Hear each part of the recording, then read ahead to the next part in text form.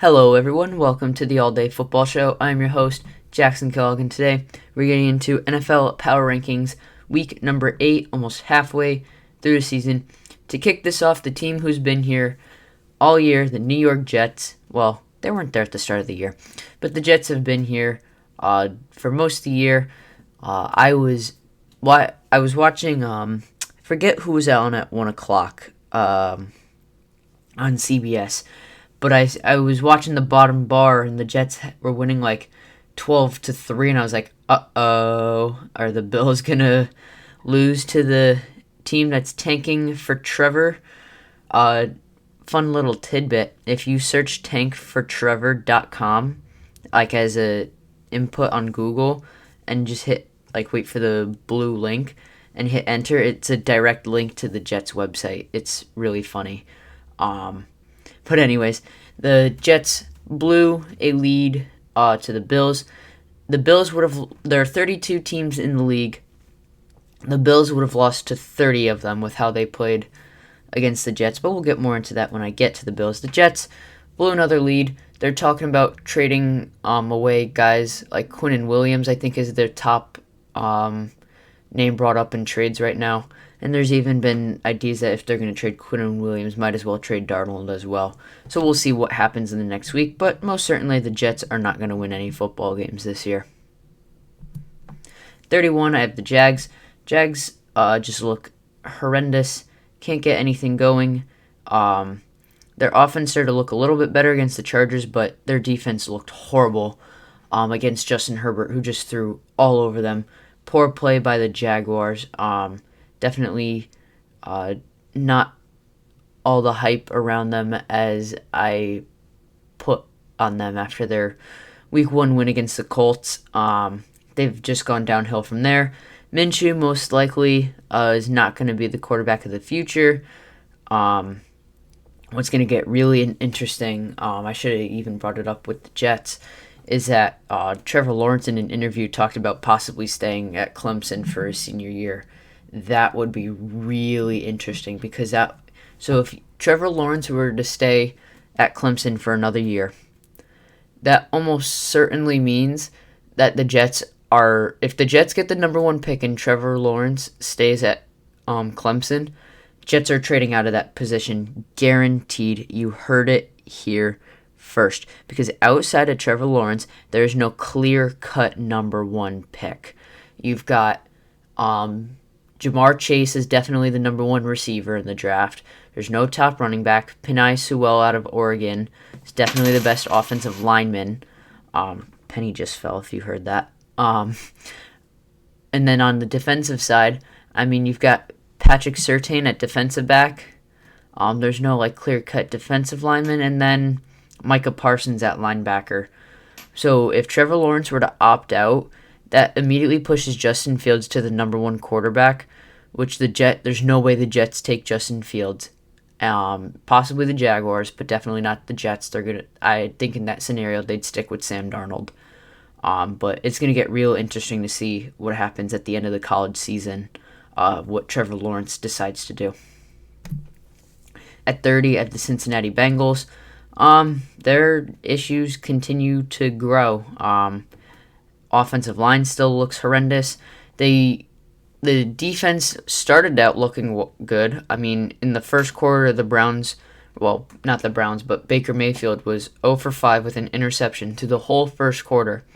What ensued was him only having 1 incompletion for the rest of the game and throwing 5 touchdowns to get a win over the Bengals. So it wasn't necessarily the best look for the Browns, but it was a horrible, horrible look for the Bengals, and they just traded Carlos Dunlap to the Seahawks for a player. I think it was an offensive lineman. I forget his name, and some other pick. All the details weren't released on that yet. So the Bengals are about to blow it all up and build around Joe Burrow. So we'll see how that goes for them. At 29, New York Giants. There's really not much to say about the Giants. They came very close to a win against the Eagles, but Eagles have a better offense than the Giants right now, and it showed. Daniel Jones all I can think of is that 80-yard. That he's lucky that they scored on that drive, like a touchdown on that drive, because then the blame for the Giants losing would have been placed solely on Daniel Jones. Except it really can't. Carson Wentz just went down and had a game-winning drive, so good for the Eagles in that case. But the Giants are definitely still in it in this division. I definitely think they're the worst team in it right now, but it could easily get better for them if they can put something together on both sides of the ball and get a little bit more chemistry. 28, I have Washington. Washington has 2 wins this year. Both are inside the division.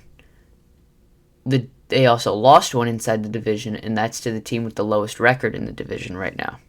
The NFC East is just a wild mess, and Washington somehow found a way to get a win. Very dominant win at that. Antonio Gibson, their rookie running back, lit it up for over 100 yards rushing. Kyle Allen played decently. Granted, this was against the Cowboys defense that is ranked like bottom of the league. I'm pretty sure they're even ranked worse than the Jets.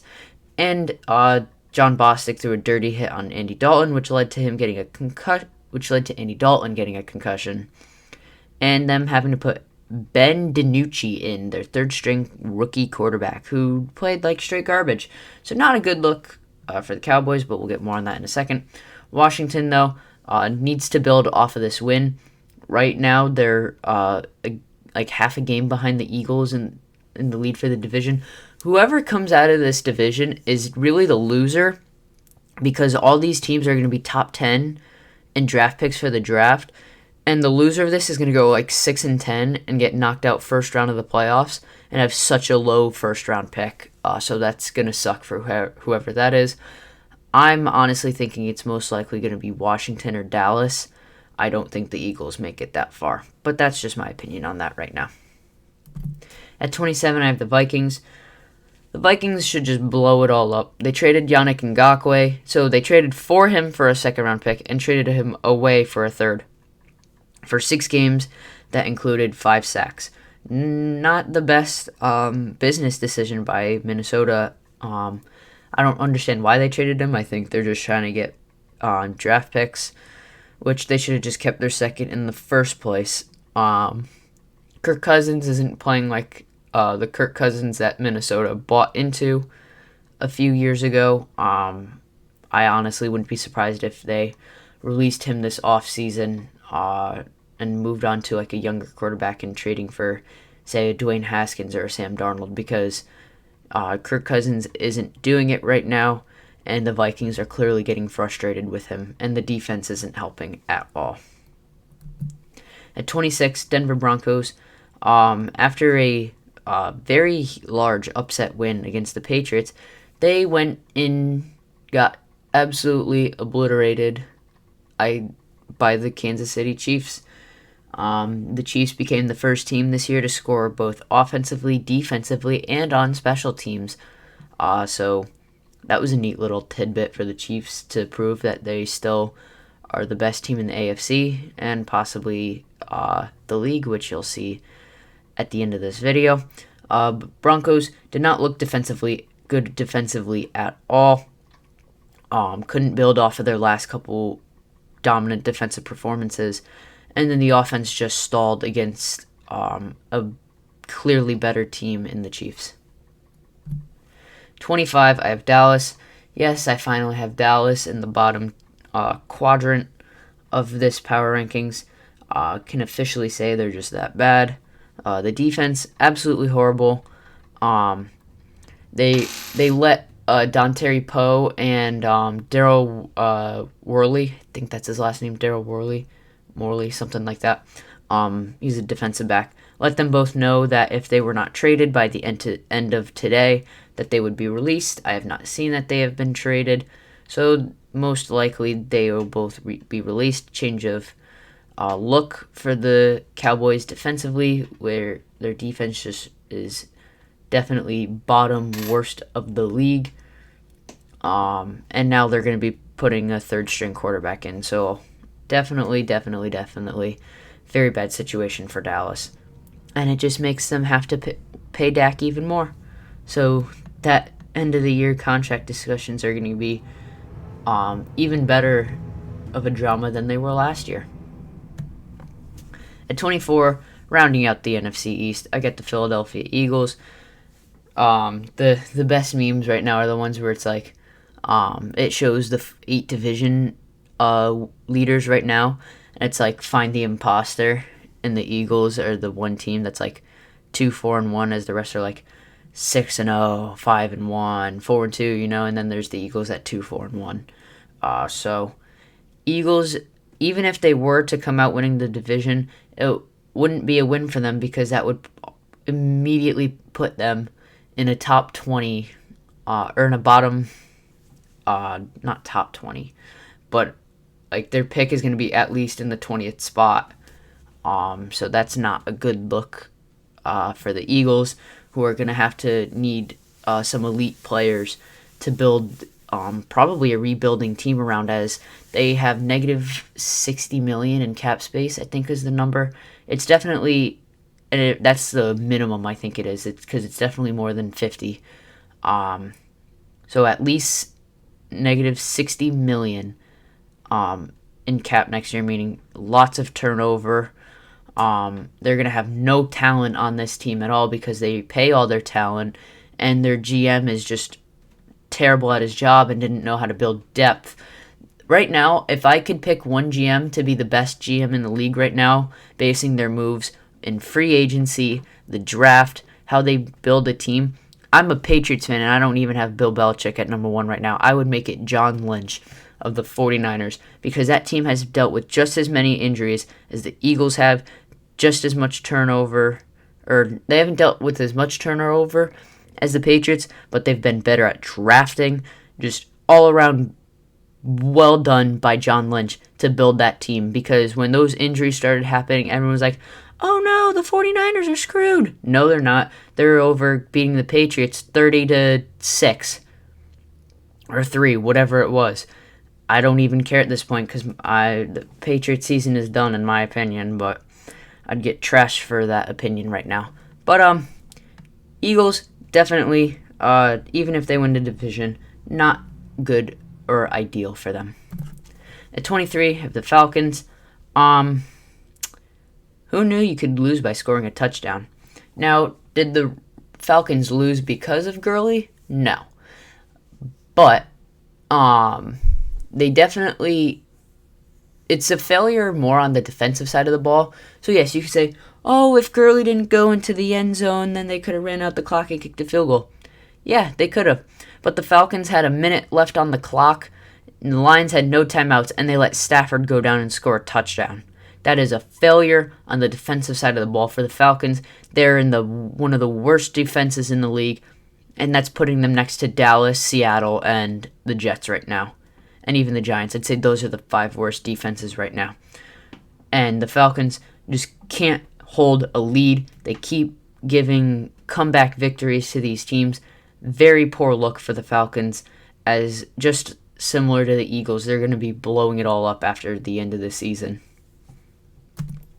At 22, the Detroit Lions, they were the ones who beat up on the Falcons with a minute left to go.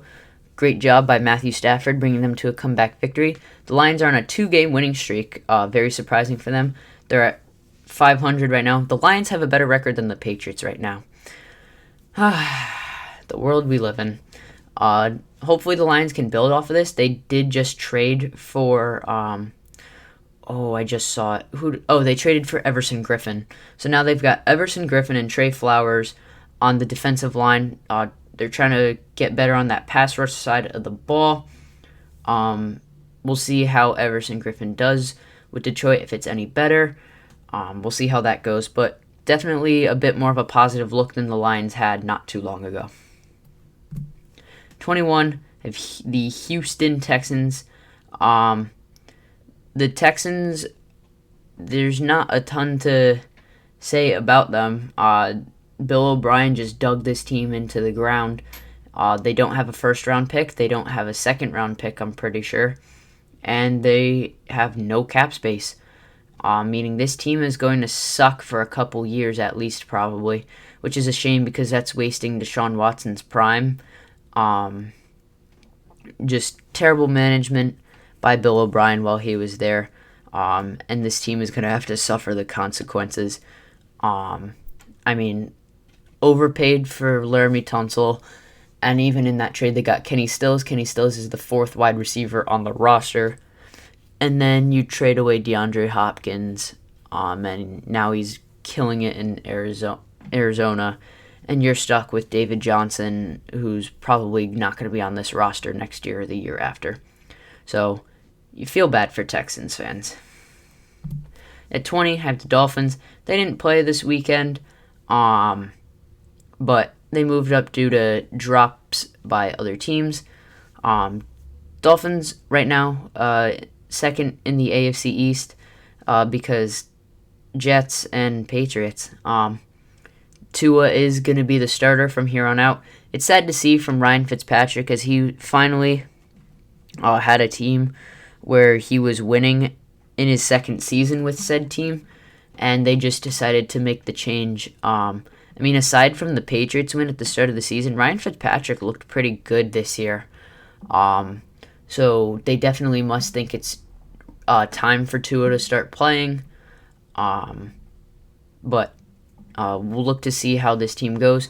The defense is slowly starting to get a little bit better. But the offense definitely still has some work. I'd heard Jordan Howard's on the trade block, and so is Xavier Howard. They shut down the Xavier Howard trade rumors, but not the Jordan Howard ones. They signed Jordan Howard, and he's done nothing, and his role was pretty much taken over by Myles Gaskin. So honestly, look for the Dolphins to be going for a running back this offseason, or even whether in free agency or the draft. At 19, I have the Panthers. They very, very nearly beat my Super Bowl pick in the Saints. Teddy Bridgewater in that offense is legit and a threat. The defense just has to start coming around, as they were not able to hold off the New Orleans Saints. Tough loss for them. Christian McCaffrey will be coming back soon, whether it's this week or the following. They do play on Thursday Night Football against the Falcons, so we'll see if they activate him for that. But this offense is going to get better with McCaffrey coming back. The receivers and Robbie Anderson and DJ Moore do make a legitimate dual wide receiver threat. And then throw in Curtis Samuel, who they don't use too often, but when they do, he definitely does make a threat for that offense. So tons of weapons on that Panthers offense, but the offensive line definitely could use a little bit of work. At 18, the LA Chargers, they dismantled the Jaguars offensively. Justin Herbert looks great. I remember talking with people before the draft where a lot of people thought that Justin Herbert was going to be a bust because he didn't play great at Oregon. And I think the issue with that is I think we're going to start to see quarterbacks who are pro-ready still playing at the college level. I mean, I remember 2 years ago Justin Herbert was talking about coming out of the draft and coming into the draft last year when Kyler Murray went number 1. And I think Justin Herbert would have been the number 2 quarterback in that draft. So he could possibly be a Giant or a Washington football team player right now. But he decided to stay, play a senior year at Oregon, and he honestly didn't play great, which led to him being drafted 3rd in this draft behind Joe Burrow and Tua. But he's looked great as a pro, and I think with that is there's a lot of pro-ready players that play in college, and they don't look great in college, but then they get to the NFL and they're already partially developed. So I think it's a good look for Justin Herbert. The offense has been dealing with injuries, so it's even a good sign to see that they're winning with those injuries. But the defense does have to get a little bit better, as they did allow the Jaguars to put up 29 points on them. Granted, they've been dealing with tons of injuries themselves, but every team has this year, and everyone's got to find a way to work around it.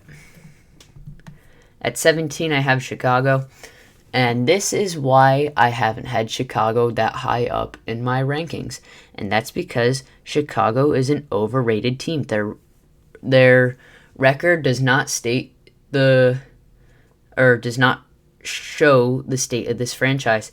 They have no offense whatsoever, and the defense is relied on to keep them in games, and it doesn't always happen, especially against these high-powered offenses that they're going to play in the NFC. You see it with the Rams. The Rams killed them on offense. Don't even bother looking at the score. The Rams played great.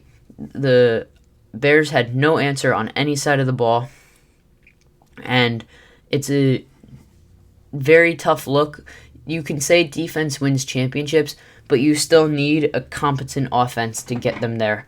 I mean, that was the Patriots in 2019. The offense wasn't the greatest. It was a power running game behind Sony Michel, and the defense carried them the way. But the Bears don't have a great power running offense. David Montgomery's good, but he's not all-star. He's not elite, and neither is Nick Foles. And the quarterback of that Patriots offense was Tom Brady. Nick Foles is no Tom Brady. So the Bears are probably going to be in the quarterback market this offseason after seeing that Nick Foles nor Mitch Trubisky are the answer for them at quarterback.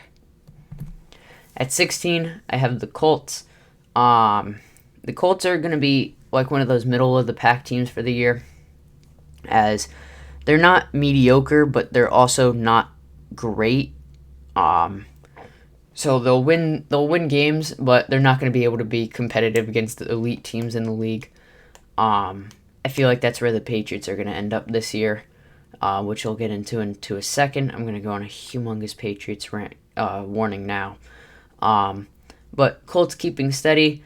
I think at some point, if the Colts start to drop off, I think they, in my opinion, give either Jacob Eason or Jacoby Brissett a chance to play, see what they got, especially if the Colts fall out of playoff contention. I mean, the Titans are killing the division, and there's not enough wildcard spots to go around, as a lot of the wildcard spots are going to be handed to the Steelers, the Browns, whoever second place is in the AFC East, whether it's the Dolphins or the Patriots, or even the Raiders or the Chargers. I mean, it's a tough competition for the wildcard spots in the AFC this year, and I don't think the Colts are going to get one of them. So you might as well see what talent you have, what younger talent you have at both sides of the ball. At 15, I have the Raiders, and the Raiders, they could not do anything against Tampa Brady. The Bucs just demolished that Raiders defense, and the Raiders couldn't do anything offensively. Josh Jacobs couldn't get anything going, and Derek Carr wasn't at his best game, and it showed as they got absolutely trampled by the Bucs.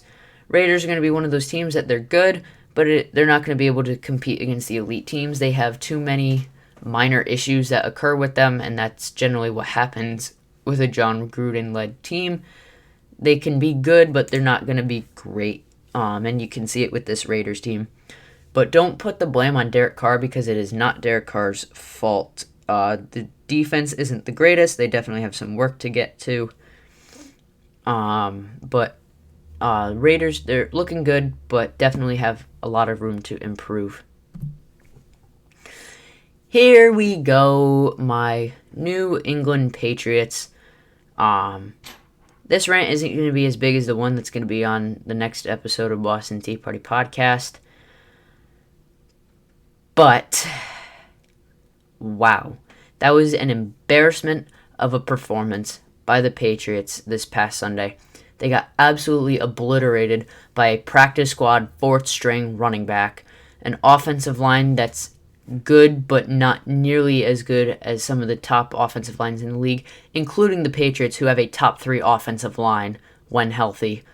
And it was just an abysmal, even more abysmal play offensively for the Patriots. As Cam Newton, you can make all the excuses you want about the receivers. It's everyone's fault on that side of the ball. They could not get the running game going, and that's partially because Josh McDaniels is an overrated offensive coordinator, doesn't know how to offensive gameplay. He doesn't know how to play to other people's strengths. He does what he wants, and it allows for other people to get into it. And I'm going to go on a rant about the N'Keal Harry pick, because I'm going to break down what happened with that. Why we chose N'Keal Harry over A.J. Brown and DK Metcalf, all those other receivers who are playing great, who were taken after Harry in that draft. Abysmal performance by the Patriots. The offensive unit, one of the worst in the league, even with Cam Newton at the helm, because people are figuring out how they're running their offense. It's not changing weekly like it normally used to. And the defense doesn't know how to stop the run no matter who you put on there. It's a front seven full of pass rushers who don't know how to stop the run. And it clearly shows. And this is why the Patriots are going to be even less competitive this year than most years, because Bill Belichick got stubborn. He got comfortable with Brady, thought he could do well without him, and now we're seeing the outcome. So I wouldn't be surprised if the Patriots don't make the playoffs, even get a winning record at that. As a Patriots fan, I don't want an in-between. Like, I don't want a 7-9 record. Either win and make the playoffs and go like 9-7, and make the playoffs and lose in the first round, maybe make it past the first round, whatever. Or just completely suck and go like 4-12 so we can go draft like Justin Fields or Trey Lance or someone. Because I don't want the Patriots to re-sign Cam Newton. That's my thoughts on that, but poor look for the Patriots. They definitely have a lot of work to do. 13, I have the Rams. Good performance against them. Good performance by them against the Bears. Rams are definitely in a tough situation in an NFC West where we're in the upper half of these power rankings, and this is the first NFC West team I'm mentoring. That's a tough situation for the Rams, as that group is filled with 4 elite teams on many different fronts. You've got Seattle, who's got the best offense in that group. Arizona, who's got the best passing game. You've got 49ers with the best defense, and the Rams, who are the most balanced on everything. So one of these teams is going to miss the playoffs because the Saints and Bucks are both going to make the playoffs as a division winner and a runner-up. But one of these 4 NFC West teams aren't going to make the playoffs. And right now, I think my pick for that is the 49ers due to their schedule. I think they're about to go on a major losing streak in that division. Or not even in the division. They have 5 games against elite teams coming up.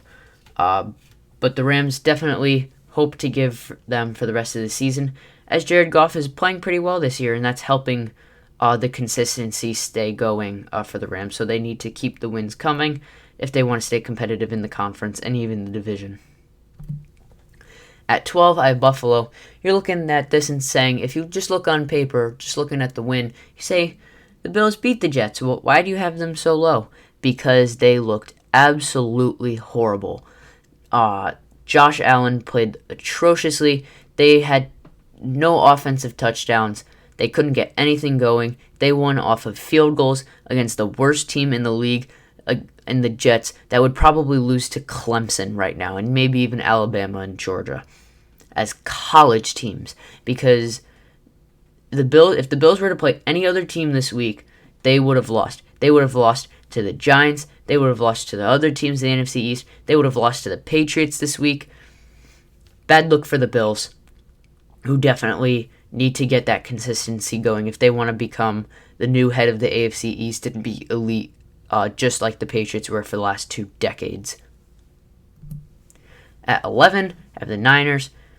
I pretty much went into what the Niners did. The Niners knew exactly what they were doing against the Patriots. The Patriots' offense is pretty obvious now. They run a 6-year-old Pop Warner offense where you just hand off the ball 20 times and miss the ball over and over throwing because they have no accuracy because they're 6-year-olds. So 49ers had an easy game defensively, and then, they had so many injuries on offense, they go, you know what? Hey, Jedrick Wilson or Jr., whatever your name is, we're going to give you a bunch of carries. You're going to rush for over 100 yards and get 3 touchdowns. You're going to have to take an injury, but you're going to have a huge stat line against a great team that is slowly regressing. And that's what the game was for the Niners. So good performance by them, keeping up in the competition in the NFC. Getting into the top 10, I got the Browns at 10. They move up a little bit. as it was a close game against the Bengals. They played great offensively, but the defense, other than Myles Garrett, has looked atrocious. They definitely have a lot of work to do on the defensive side of the ball. Probably going to be a lot of turnover on that side this offseason. I'd look for players like Olivier Vernon to leave. A lot of change at the linebacker spot and even the secondary. As Denzel Ward's played good, but they've dealt with a lot of injuries there and inconsistencies in the secondary. So Browns will probably be a playoff team just because their schedule is super easy, but I don't think they're one of those elite teams yet who can go and beat like a top 3 team in either conference. At 9, I have the Cardinals.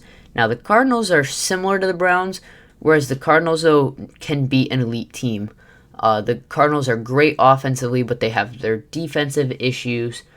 But a couple nights ago, wow, I'm really off. The defense played well enough to keep Seattle at bay for long enough. They got 3 interceptions on Russell Wilson. No team has done that this year, and I think it's been a couple years since a team got 3 interceptions on Russell Wilson. That last interception was a great play by Isaiah Simmons, who that's definitely his best play of his career so far, as he's been woeful this season in his rookie year. Definitely a good look for the Cardinals. If they can put wins together, they're going to put a commanding push for the title of the NFC West champion. At number 8, I have the Ravens. They didn't play this week, but I dropped them a little bit due to other teams moving up. The Ravens need to prove that they can beat an elite team before I move them back up into like the top 5, because the top 5 has all been teams that have beaten proven commodities. The Ravens' best win so far this season is beating up the Browns by more than 20 points. But the Steelers did that too, and then they go and lose to the Chiefs. So Ravens definitely, like what it was for me with the Bears, I needed to see if the Bears could beat a proven team, and they haven't. So same thing for the Ravens, except they're definitely an elite team, but they have to show that they can beat elite teams in themselves, which separates them from teams like the Browns and the Bears. At number 7, I have the Titans. Wow, they looked horrendous against Pittsburgh. I guess Pittsburgh's defense is legit. As much as I downplayed them for like this entire season. There's not much of a way to put it. They shut down Derrick Henry, and that forced Ryan Tannehill to have to throw. Granted, Ryan Tannehill didn't play terrible throwing the ball down the field. Corey Davis had some good plays, so did A.J. Brown. But it wasn't enough to beat a definite elite team in the Steelers. They're just going to have to bounce back. And it's a significant drop, not because of like saying that they lost badly to the Steelers, but you'll see why. Like a lot of the teams I moved in front of them are legitimate Super Bowl contenders, and I don't think the Titans are just there yet. At 6, I have the Saints. They're staying where they are. I'm not dropping them for their performance against the Panthers. We know their secondary is atrocious. Janoris Jenkins does not deserve his starting spot. Marcus Williams is definitely their best player in that secondary. Marshawn Lattimore has regressed over the years, which isn't a good sign for them. Offensively, they were without Emmanuel Sanders and Michael Thomas, so they had to rely on younger players like I forget the one guy's name. I'd never heard of him before. And then Deontay Harris, their return guy. He played good in that game as a legitimate receiver. So the Saints are definitely competitors, but it'll be a good matchup in Week 9 to see how they play against a Buccaneers team that's going to be fielding not only Mike Evans, not only Gronk, not only Chris Godwin, not only Ronald Jones, but also Antonio Brown now. So going to be a really tough defensive matchup for the Saints, and how they play that game compared to how they did in Week 1, where they shut down the Bucs offensively. So definitely going to be a very good game. A must-watch that week. Cracking into the top 5, I got the Packers at number 5. Came off a rough loss not too long ago against the Bucks. Get a bounce back win against the team in the Texans that has no defense. Devontae Adams went off. Not a great look for the Texans defensively, but I don't want to say this is Aaron Rodgers getting back to normal form just yet.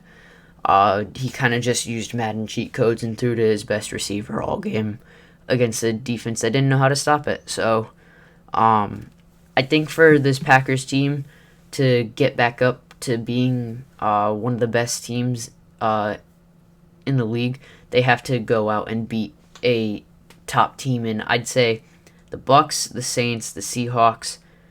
I'd even throw the Cardinals or even the whole NFC West in there, as they're all pretty elite.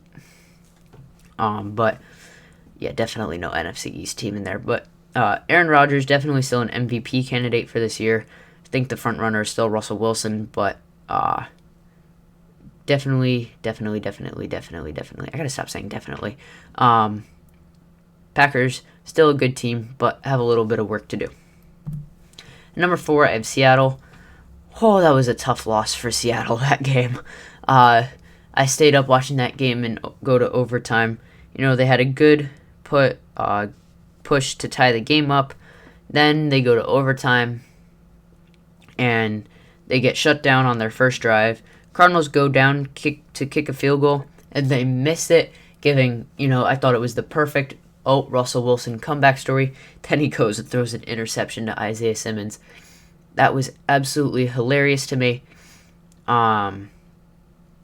This just shows that the Seahawks defense is as bad as it looks. They did just trade for Carlos Dunlap. I don't think it's going to do anything. But they're going to have to fix the defense if they want to compete for a Super Bowl, because there's some very high-powered offenses that'll make it from the AFC.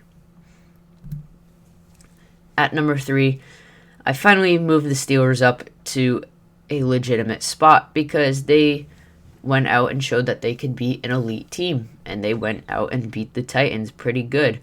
Ben Roethlisberger looked great off his elbow surgery. I didn't think he was going to play well this year, but he has shown that he has. Definitely feel like this defense is legit now. Not too many words to put for it. This team is going to go compete in the AFC for an AFC championship title, for the honors to go play in the Super Bowl. I do think they're going to have to go through the Chiefs to do it.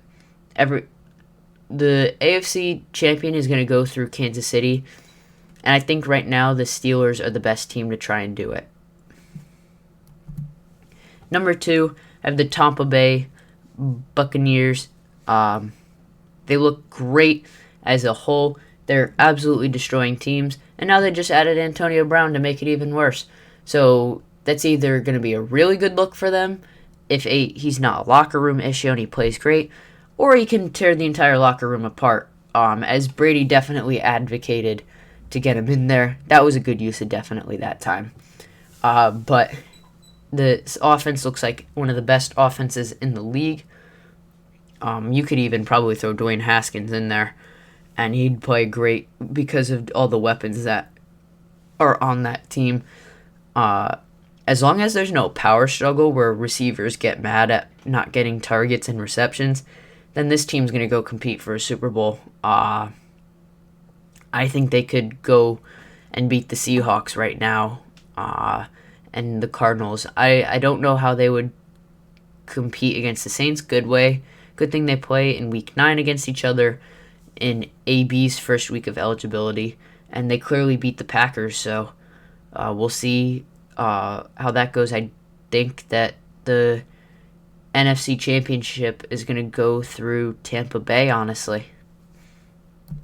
At number 1, getting back into their spot, is the Kansas City Chiefs. Best team in the league, hands down. They're the best offensive team. They're a top defensive team. There's no other way to put it. Le'Veon Bell looked great. He wasn't power hungry. Clyde Edwards-Helaire still played well, so no power struggle there. And the defense is just slowly snowballing since last year into being a great defense. And even the special teams played well. I think that was Byron Pringle who had a 102-yard kick return touchdown.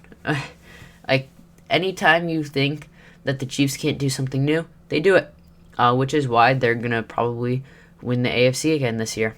And that's why they're in this number 1 spot. Anyways, guys, thank you so much for watching. If you enjoyed, be sure to subscribe and leave a like. Would be greatly appreciated. Hope you all have a great rest of your week. And let's go root for those Patriots on Sunday, even though they're probably going to lose. But we'll still root for them.